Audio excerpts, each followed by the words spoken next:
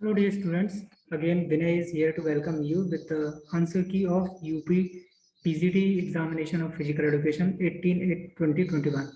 तो आज जो है वो फिजिकल एजुकेशन पीजीटी का एग्ज़ाम था और उसके कुछ क्वेश्चंस मेरे पास मेरे कुछ स्टूडेंट्स ने भेज दिए हैं, तो उन क्वेश्चंस को हम सॉल्व करते हैं, फटाफट देखते चलते हैं उनको, ठीक है। और बाकी बचे हुए क्वेश्चन जो है वो हम जल्दी जैसे मेरे पास वो क्वेश्चंस आ जाएंगे उन क्वेश्चंस को भी हम सॉल्व करेंगे, ठीक है। तो largest gland in human body ये लिवर होता है, कोई इसमें डाउट नहीं है। फर्ड ट्रेनिंग मेथड गोस्टा होल्मर ने दिया था, ये टीजीटी में भी आया था ये क्वेश्चन, ठीक है। Which is usually detected through psychological test. तो साइकोलॉजिकल टेस्ट जो होते हैं वो किसके लिए होते हैं? आपके मेंटल एज के लिए, तो ये आंसर इसका करेक्ट होगा। बाकी जो क्रोनोलॉजिकल है, क्रोनोलॉजिकल आपके जन्म से देखा जाता है, और एनाटॉमिकल टेस्ट जो है वो कुछ एक्सरे और कई सारे एग्जामिनेशन होते हैं उनके थ्रू हम इसको निकालते हैं, ठीक है।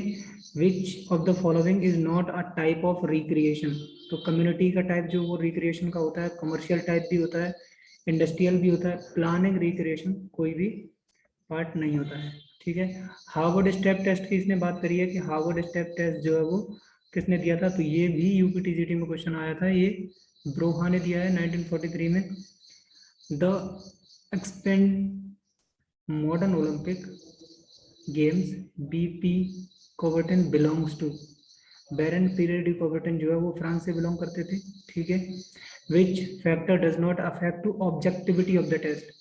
देखिए जजमेंटल क्राइटेरिया जो है वो डिपेंड करता है, लेंथ ऑफ द टेस्ट जो है वो भी डिपेंड करती है, ऑर्डर ऑफ परफॉर्मर जो है वो भी डिपेंड करता है। इसमें सुपरविजन ऑफ मीजरिंग प्रोसीजर नहीं होगा, सुपरविजन से कोई मतलब नहीं है ऑब्जेक्टिविटी में।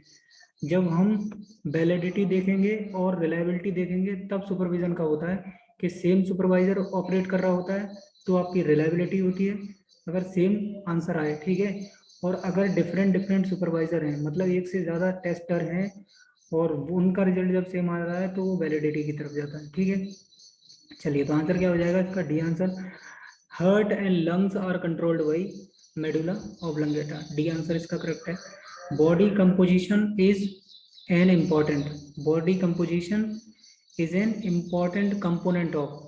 देखिए बॉडी कंपोजिशन जो किसका कंपोनेंट है, एक्चुअली मैंने आपको पहले भी एक छोटी सी शॉर्ट वीडियो दी थी, उसमें ये बताया था कि A agility, B balance, C coordination, P power और एस स्पीड और आर आपकी यह रिएक्शन टाइम, ठीक है। तो ये सारी की सारी चीज़ें वो किसकी हैं? Skill related component. Body composition fitness related जो कंपोनेंट्स थे वो आपके कौन से होंगे? फिटनेस रिलेटेड कंपोनेंट होंगे वो आपके। बॉडी कंपोजिशन आएगी, उसमें फ्लेक्सिबिलिटी आएगी, मस्कुलर एंडोरेंस, मस्कुलर स्ट्रेंथ और कार्डियोवास्कुलर एंडोरेंस। तो ये हेल्थ रिलेटेड फिटनेस कंपोनेंट है बॉडी का, ए आंसर इसका करेक्ट होगा। चलिए देखते हैं अगले क्वेश्चन। अभी मिलर वॉलीबॉल टेस्ट, बॉली टेस्ट है, ठीक है। तो इसको आप देख लीजिए थोड़ा सा। व्हाट हैपेंस, ठीक है। मिलर बॉल बेली टेस्ट जो है वो किससे रिलेटेड है? वो आपका वॉलीबॉल से रिलेटेड नहीं है, वो आपका बैडमिंटन से रिलेटेड है, तो सी इसका आंसर सही हो जाएगा। First step in sports management, तो इसका आंसर कौन सा सही होगा? प्लानिंग, ठीक है। Who use word psychology for first time. वैसे तो फर्स्ट टाइम विलियम वुंड ने यूज किया था, लेकिन यहाँ पे जो सबसे पहले यूज करने का अगर क्रम हम देखेंगे तो वो सिगमंड फ्रॉइड आएगा, ठीक है। एटमोलॉजिकल मीनिंग ऑफ किंसोलॉजी।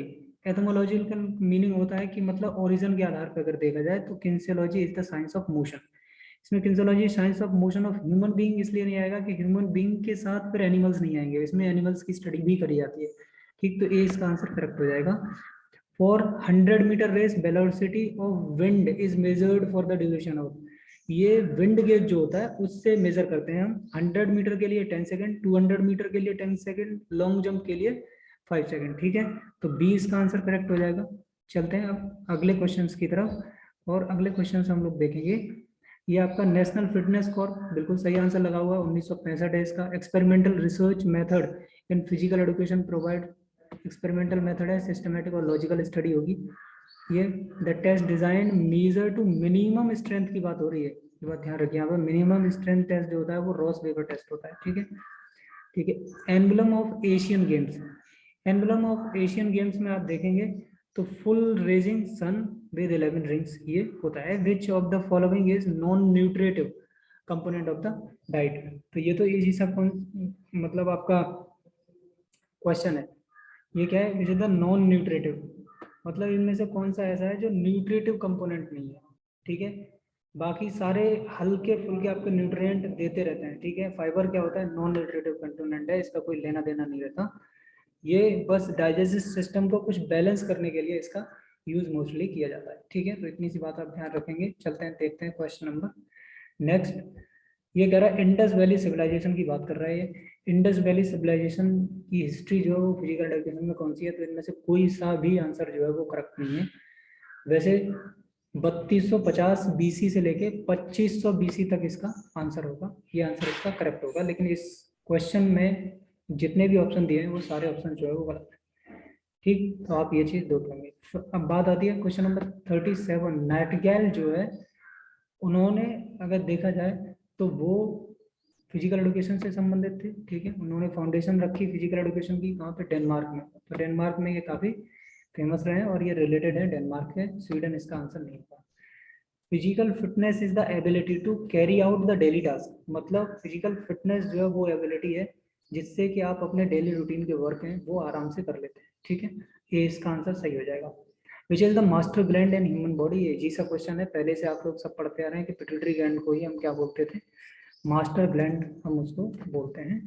चलो देखते हैं क्वेश्चन नेक्स्ट के अगले क्वेश्चन जो हैं वो क्या है। In which Olympic torch was introduce, Olympic में बर्लिन ओलंपिक 1936 में टॉर्च लॉन्च की गई थी।